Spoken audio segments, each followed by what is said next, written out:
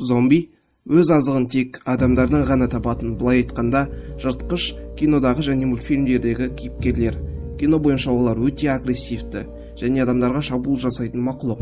Тірі өліктер деп аталып кеткен бұл құбыжықтар көптеген киноларды жұлдыздық дәрежеге дейін жеткізген болатын. Ендігі кезекте зомбиді ешкім шын өмірде көрмеген шығар. Кинода зомбиді вирус арқылы таратады. Ал егер шын өмірде дәл сондай вирус ойлап табылса қалай болады және қаншалықты шындыққа жанасады? Сәлем достар, сіздермен бірге Скаврон арнасы және бүгінгі видео зомбиларға арналады. Зомби апокалипсис қаншалықты мүмкін?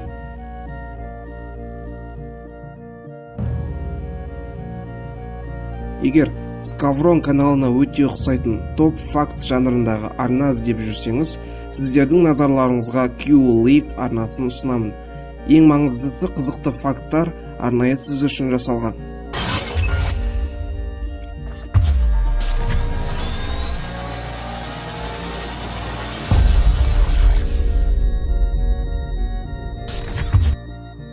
Миын басқарусыз қалған тірі өліктер зомбилардың тек атасы Гаитиде пайда болған.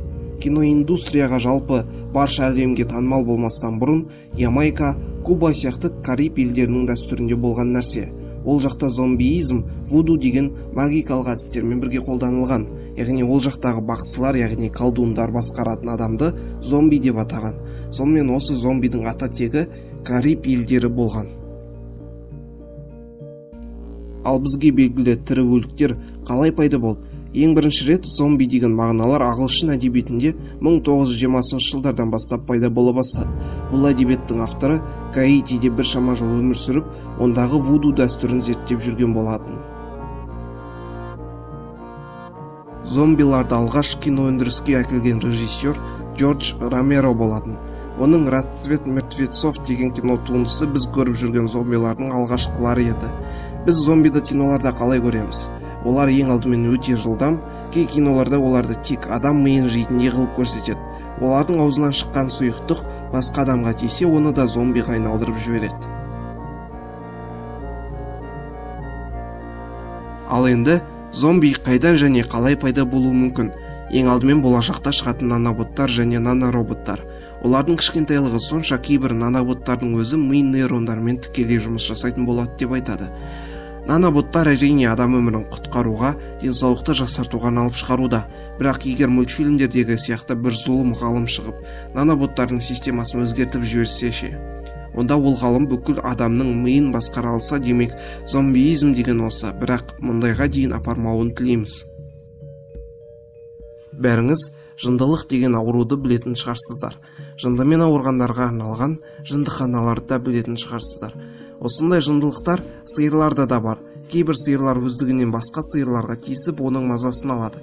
Жарайды, бұл бізге қатысты емес. Егер жынды адамдардың ауруы асқынып, адамдарды негізсіз өлтіруге дейін жетсе не болады? Өйткені жындылар да зомбилерге ұқсас шерлері бар ғой.